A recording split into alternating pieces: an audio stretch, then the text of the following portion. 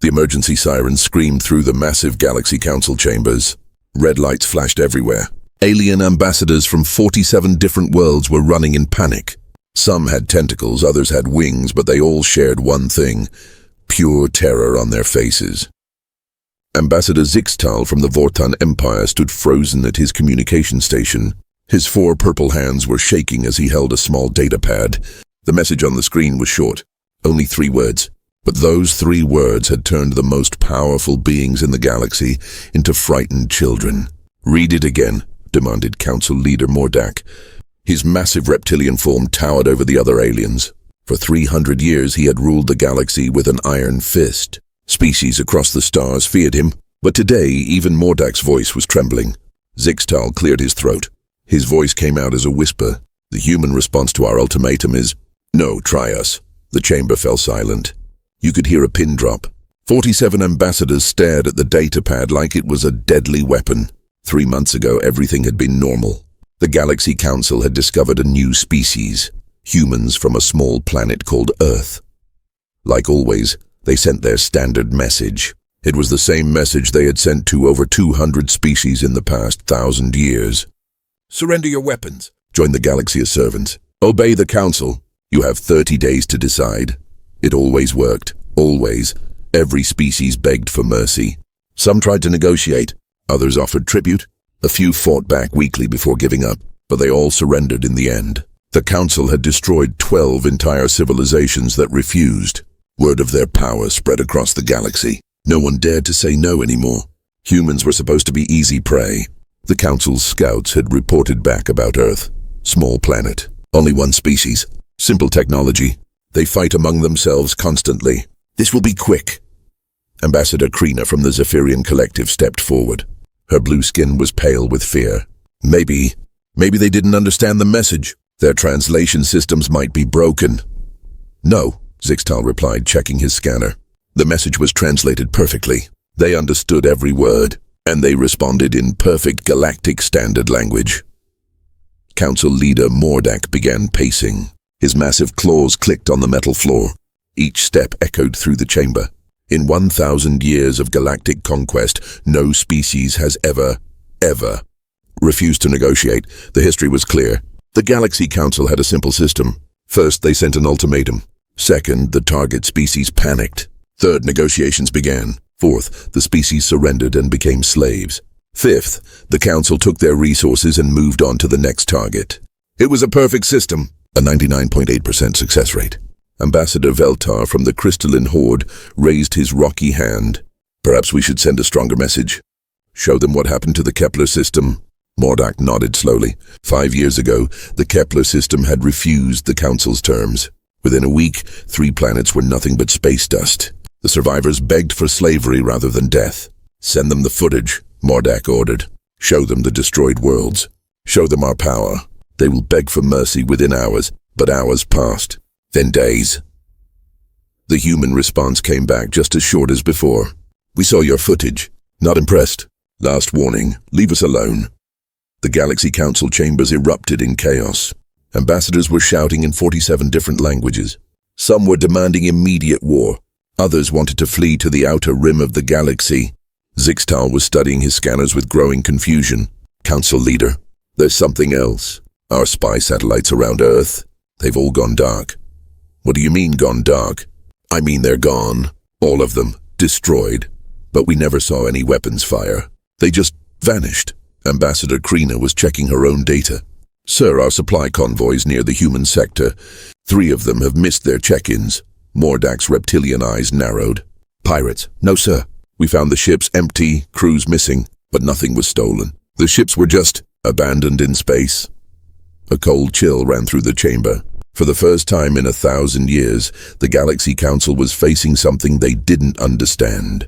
Species were supposed to cower before them. Species were supposed to beg and plead and offer everything they had. Species were not supposed to say no. Council Leader Mordak straightened to his full height. His voice boomed across the chamber. "Prepare the war fleet. If these humans want to be heroes, we'll turn them into a warning for the rest of the galaxy." "How many ships, sir?" asked Zixtal. "All of them. 10,000 ships from every member species. We'll show the galaxy what happens when you refuse the Council." As the ambassadors rushed to contact their home worlds, none of them noticed the small human ship hiding in the asteroid field nearby. Inside that ship, Ambassador Sarah Chen smiled as she recorded everything. She opened a communication channel to Earth.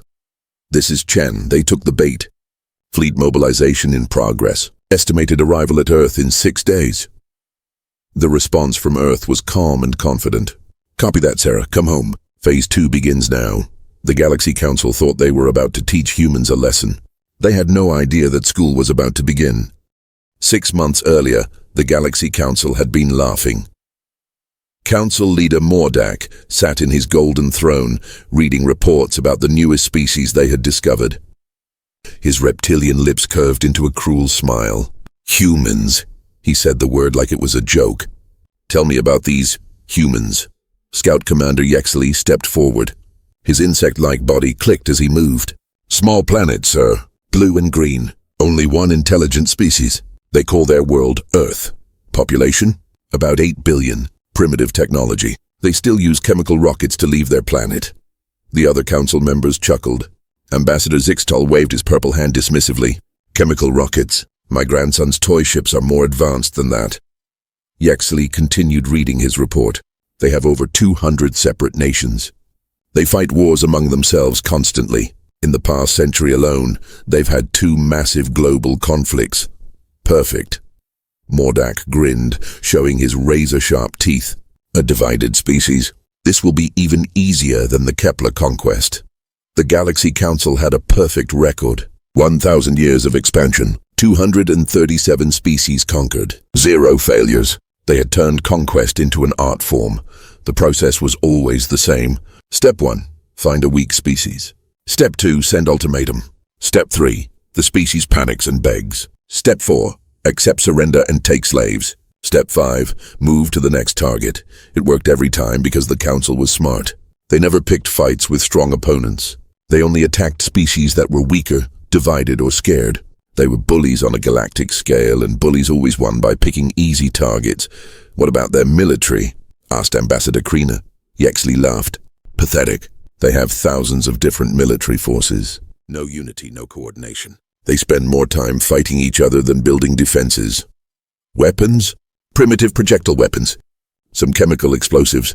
Their most advanced ships can barely reach their own moon." The council chamber filled with laughter. These humans sounded like the easiest conquest in centuries. But there was one thing the scouts had missed. One small detail that would change everything. On Earth, in a quiet office in Geneva, Switzerland, Ambassador Sarah Chen was reading the same reports from a different angle. She was humanity's first representative to the galactic community. Young, brilliant, and very, very careful. While the council saw weakness, Sarah saw something else. She had spent 3 months studying galactic history. Not the official version the council published, but the real history. She talked to survivors from conquered worlds. She read hidden records. She learned the truth. The Galaxy Council had never fought a real war. Ever. For 1,000 years they had only attacked species that couldn't fight back. Peaceful worlds with no military. Divided civilizations already at war with themselves. Primitive cultures with Stone Age weapons. They were the ultimate predators. But they had never faced another predator. Sarah discovered the Council's greatest secret. They were cowards. Every great victory in their history was against someone weaker. Every glorious battle was actually a massacre. They talked about honor and strength, but they only fought when victory was guaranteed. The Council species had grown soft. Their weapons were built for intimidation, not actual combat. Their tactics hadn't changed in centuries because they never faced real resistance. Their soldiers were used to enemies who ran away or surrendered immediately. Sarah sent her report to Earth's military leaders. The message was simple. They're not warriors. They're bullies. And bullies have never learned how to fight. General Rodriguez read Sarah's report in his Pentagon office. He had fought in real wars. He knew what actual combat looked like, and he started to smile. "Get me the president," he said to his aide. "We need to have a conversation about galactic politics." 3 days later, Sarah received new instructions. She was to remain with the Council as a diplomatic observer. Her real mission was intelligence gathering. Learn their weaknesses, map their supply lines, study their communication systems. Most importantly, she was to make them think humans were helpless.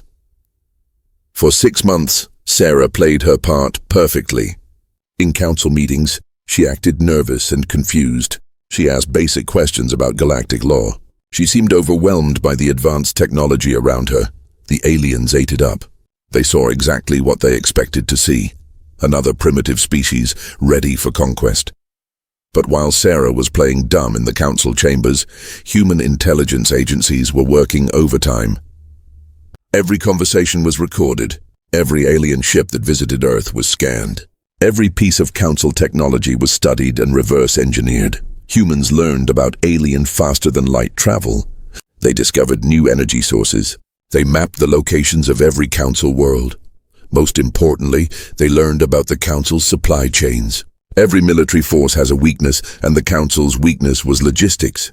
Their ships were powerful, but they needed constant refueling. Their crews required specific foods that could only be produced on their homeworlds. Cut the supply lines, and the mighty council fleet would become helpless. General Rodriguez was in his war room when the council's ultimatum finally arrived. His staff expected him to panic. Instead, he laughed. 30 days to surrender? He looked at his advisors. Gentlemen, they've just given us a month to prepare the biggest surprise in galactic history. Colonel Martinez leaned forward. Sir, they have 10,000 ships. We have maybe 100 that can reach space. Numbers don't matter, Colonel. What matters is that they've never fought anyone who fights back. They're about to learn why humans conquered their own planet. The general opened a secure channel to every military base on Earth. His message was broadcast simultaneously in 50 languages. This is General Rodriguez. As of today, Earth is at war, not with each other, but with the galaxy itself. For the first time in human history, our entire species fights as one. Show them what happens when predators try to hunt other predators.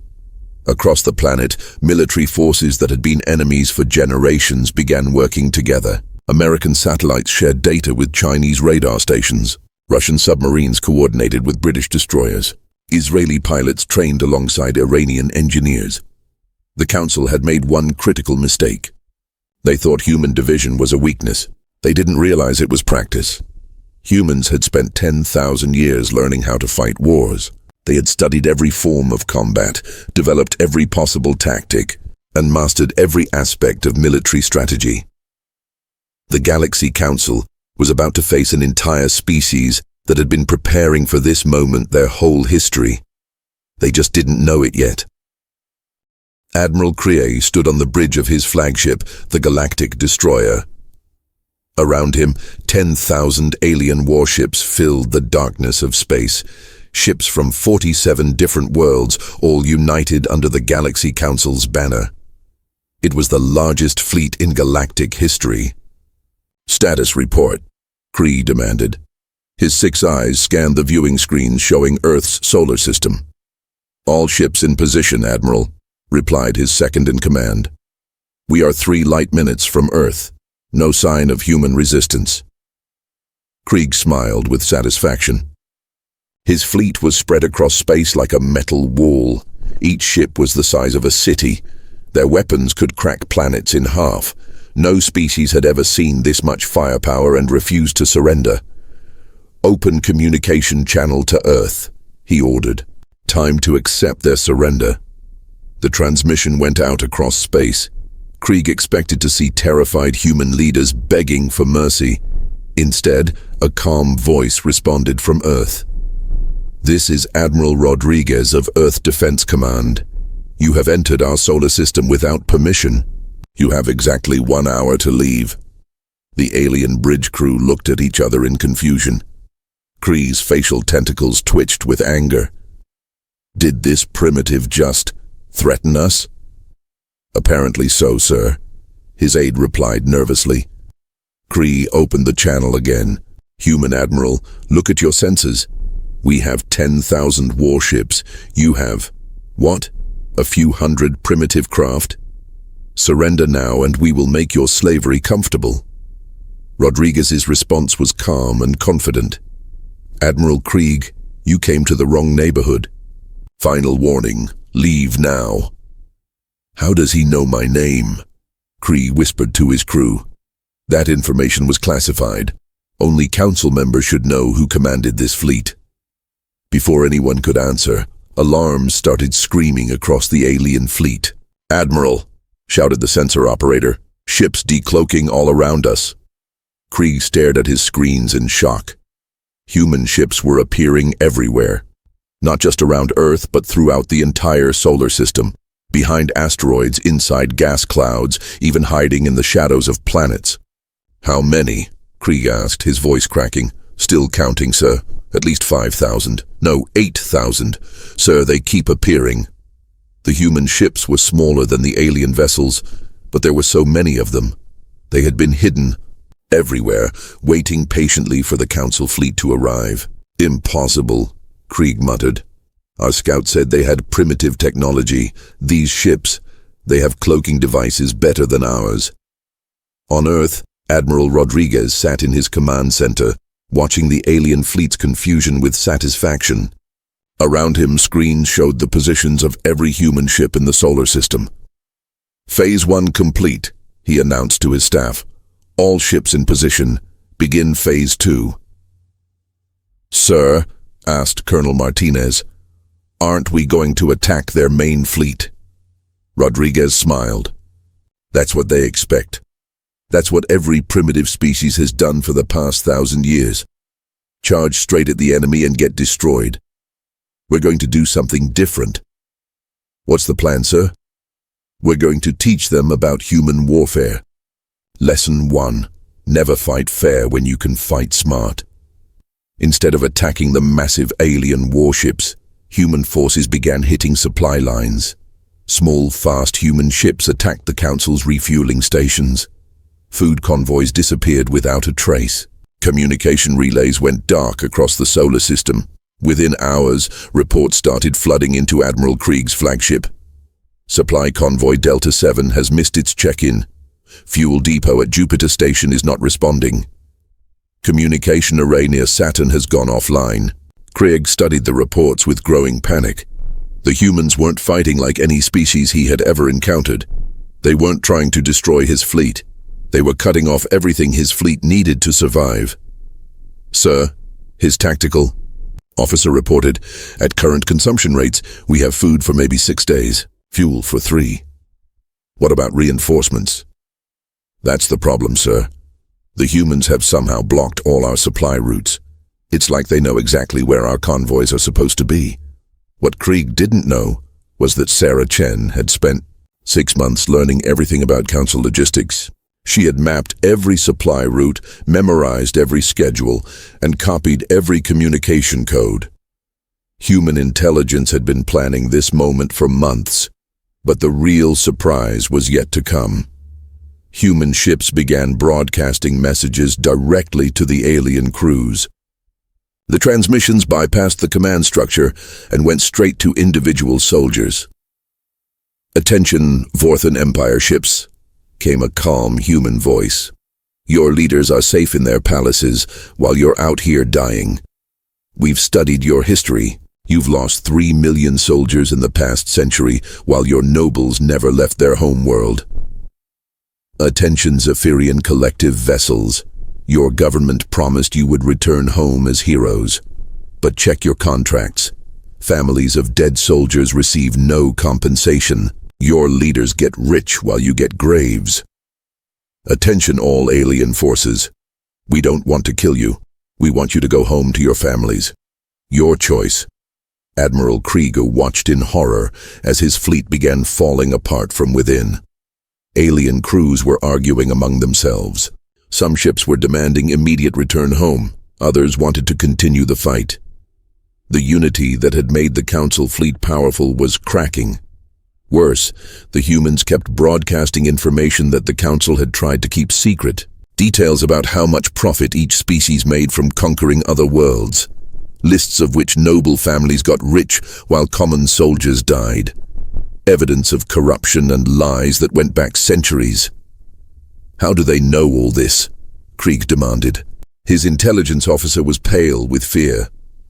"Sir, they've been inside our systems for months. They know everything. Our military codes, our supply schedules, our political secrets, everything." On Earth, Admiral Rodriguez was reading reports from across the solar system. His plan was working perfectly. "Sir," Colonel Martinez asked, "why aren't we just destroying their fleet? We have them surrounded." "Because destruction is easy, Colonel. Any barbarian can blow things up. We're showing them something much more dangerous than human weapons." "What's that, sir?" "Human intelligence. They came here expecting to fight scared primitives. Instead, they're facing a species that has been studying warfare for 10,000 years. Rodriguez opened a communication channel to the alien fleet. His voice was broadcast to every ship simultaneously. "Admiral Krieg, this is Admiral Rodriguez. You have two choices. Leave our solar system now, or discover why humans are the only species on Earth that survived evolution." The transmission ended, leaving the alien fleet in stunned silence. For the first time in galactic history, a council fleet was retreating without firing a shot. But Admiral Rodriguez wasn't done teaching lessons yet. Part 4. When Humans Fight Back. Admiral Krieg stared at his tactical display in disbelief. Half his fleet was already retreating. Ships from 12 different species had broken formation and were heading back to their home worlds. The mighty Galaxy Council fleet was falling apart without a single shot being fired. "Sir," his communications officer called out, "we're receiving surrender requests from 17 Zephyrian vessels. They want safe passage home." "Denied," Krieg roared. "No one retreats. All ships prepare for immediate attack on Earth. Show these humans what real power looks like." But as the remaining alien ships tried to regroup, Admiral Rodriguez was watching from Earth with a satisfied smile. Everything was going exactly as planned. "Colonel Martinez," he said calmly, "they're about to make their desperate charge. Are our ships ready?" "All positions confirmed, sir. The aliens are walking straight into the trap." Rodriguez nodded. "Then let's show them why humans conquered every continent on their own planet." Admiral Krieg's remaining 5,000 ships formed a massive attack formation. Their weapons charged with deadly energy. These were the most powerful warships in the galaxy, each one capable of destroying entire cities. "All ships, maximum speed toward Earth," Krieg commanded. "We'll break through their lines and bombard their planet until they surrender." The alien fleet charged forward like an avalanche of metal and death. Their ships were huge, intimidating, and built to strike fear into anyone who saw them. That was their first mistake. Human warships didn't try to match the aliens' massive size. Instead, they moved like sharks in the water, fast, deadly, and impossible to predict. As the alien fleet charged toward Earth, human ships struck from every direction. They didn't engage in honorable ship-to-ship combat. They used hit-and-run tactics that the aliens had never seen before.